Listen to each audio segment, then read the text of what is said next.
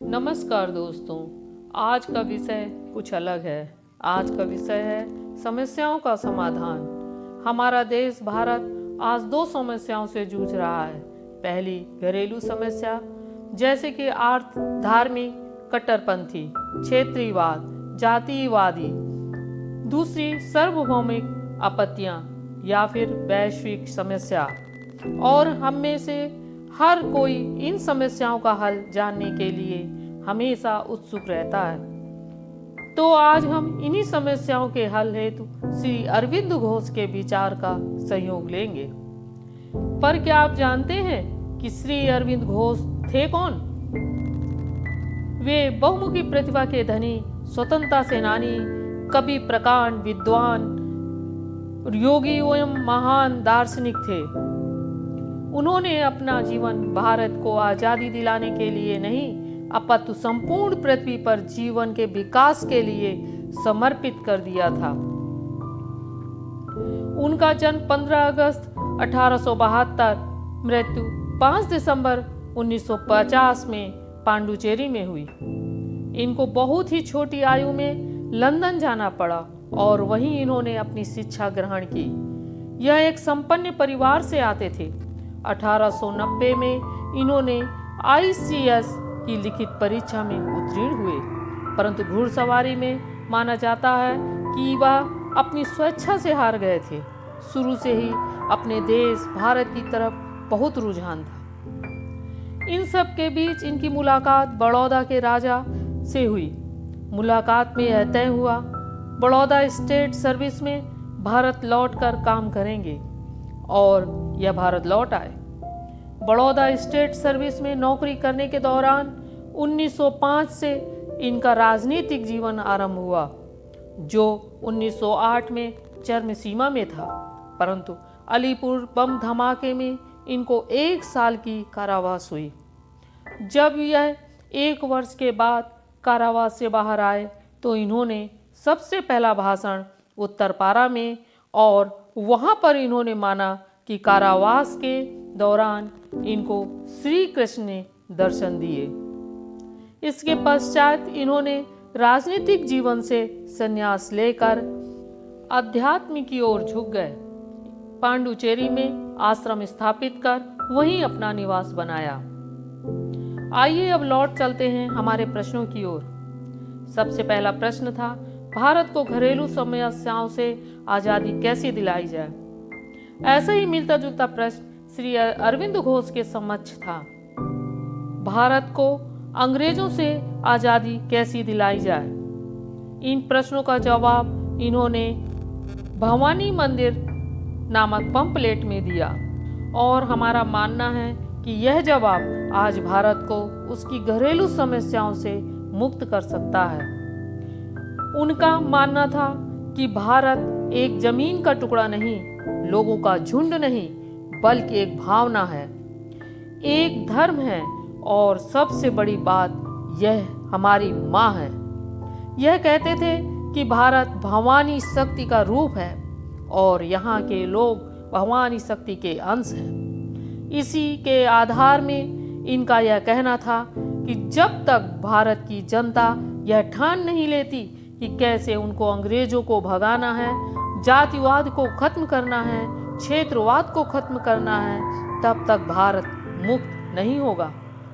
श्री घोष का मानना था कि जब भारत की जनता के सभी अंश एक साथ आ जाएंगे, तब हमारी भवानी माँ यानी कि हमारी भारत माँ पूर्ण शक्ति प्राप्त कर इन सभी जंजीरों से मुक्त हो जाएगी। फिर चाहे वह अंग्रेज शासन हो या फिर धार्मिक कट्टरपंथी। यह सिद्धांत इन्होंने बंकिम चंद्र की पुस्तक आनंद मठ से प्रभावित होकर समाज के सामने प्रस्तुत किया था। वह अपनी पुस्तक में हमें यह भी बताते हैं कि आखिर भारत को आज़ादी क्यों मिलनी चाहिए, क्योंकि यह उसका अधिकार है। उन्होंने समझाया कि जो भारत का स्वभाव है वो अध्यात्म की तरफ झुका है, और नियति ने भारत को यह कार्य दिया है कि अध्यात्म का महत्व विश्व में बताएं एवं फैलाएं। श्री घोष का मानना था कि कोई बाहरी शक्ति भारत में सुशासन या रामराज की स्थापना नहीं कर सकती। रामराज तभी स्थापित होगा जब भारतीय अपने अंदर अध्यात्म की ज्योति जलाएंगे। भी कहते थे कि हर चीज का समाधान तर्क वितर्क में नहीं होता, परंतु आपका आध्यात्मिक रुझान बताता है कि आप जितना जल्दी समस्याओं का समाधान ढूंढ सकते हैं। संत घोष भी यह कहते थे कि हम अपनी आत्मा की आवाज सुननी चाहिए, यही सत्य होता है, और जो भी कार्य हमें आत्मा द्वारा सौंपा जाए उसको हमें करना चाहिए पूरी निष्ठा से। यही बात श्री भगवत में श्री कृष्ण ने कही। साथ ही साथ ग्रीस के दार्शनिक प्लेटो ने भी ऐसे ही विचार प्रस्तुत किए हैं। श्री घोष का एक और सिद्धांत है सच्चिदानंद। अगर आप इसको पढ़ना चाहें तो गूगल में सर्च कर सकते हैं। अब आप लोग सोच रहे होंगे कि यह तो राष्ट्रीय समस्याओं का समाधान हो गया, परंतु वैश्विक समस्याओं का तो हल इसमें नहीं दिख रहा। तो अब मैं आपको ले चलती हूँ घोष के उस पहलू में जहाँ पर हमें उन्होंने इन समस्याओं से लड़के निकलने का मार्ग बताया। अगर हम आज के परिक्षेप को समझें तो हम पाएंगे आज हम सब हर देश को अलग इकाई समझते हैं। यही कारण बनता है देश के बीच प्रतिस्पर्धा का, कट्टरता का, द्वेष का और अंत में युद्ध का। परंतु अब हम घोष के विचार को देखें तो वह हमें यह शिक्षा देते हैं कि हम इन विभाजित सोच से मुक्त रहें, और उनका मानना था कि एक सार्वभौमिक शक्ति जिसका हर देश अंश है और हर अंश का अपना कार्य है। जैसे कि हमारे शरीर के हर अंग का अपना एक कार्य होता है।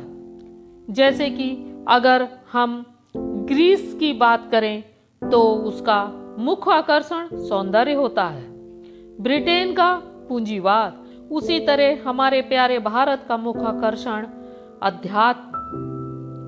वह किसी भी देश को ऊंच नीच के मापदंड में नहीं तोलते थे। श्री घोष का मानना था कि हर देश को सार्वभौमिक शक्ति द्वारा कार्य सौंपे गए और उसको पूरा करना उस राष्ट्र का कर्तव्य है। उनका मानना था अगर कभी भी कोई समस्या है वैश्विक स्तर में उत्पन्न होती है तो उसका समाधान इस सार्वभौमिक शक्ति को जागृत करने में ही है। यानी कि सभी देशों को एकजुट होकर सार्वभौमिक शक्ति का महत्व समझाते हुए देश में कार्य को करना होगा। उनका मानना था कि एकता में ही शक्ति होती है, एकता में ही सभी वैश्विक समस्याओं का हल है। फिर चाहे समस्या जितनी भी बड़ी हो, जलवायु परिवर्तन हो या विश्व में फैला हुआ कुपोषण, या फिर चाहे वह हो कोरोना जैसी महाबीमारी ही क्यों ना हो, तो हर देश का समाधान एकता ही है। तो हर देश को बिना द्वेष की भावना से, बिना दूसरों पर राज्य करने की भावना से, बिना किसी ऊंच नीच की भावना से साथ आकर ऐसी वैश्विक समस्याओं का अंत करना है। हमें एक ऐसा विश्व स्थापित करना है जहां पर हर देश एक दूसरे से अच्छी चीजें सीखकर आगे बढ़े और सार्वभौमिक शक्ति के द्वारा दिया हुआ कार्य पूर्ण करे। और यही हमारे प्यारे भारत को करना है। दूसरे देशों से अच्छी चीजों को सीखकर अपने राष्ट्र का निर्माण करना है और अध्यात्म का महत्व विश्व के सामने पेश करना है। श्री घोष ने यह सिद्धांत हमारे भारत देश के महान युग पुरुष श्री विवेकानंद जी से लिया था।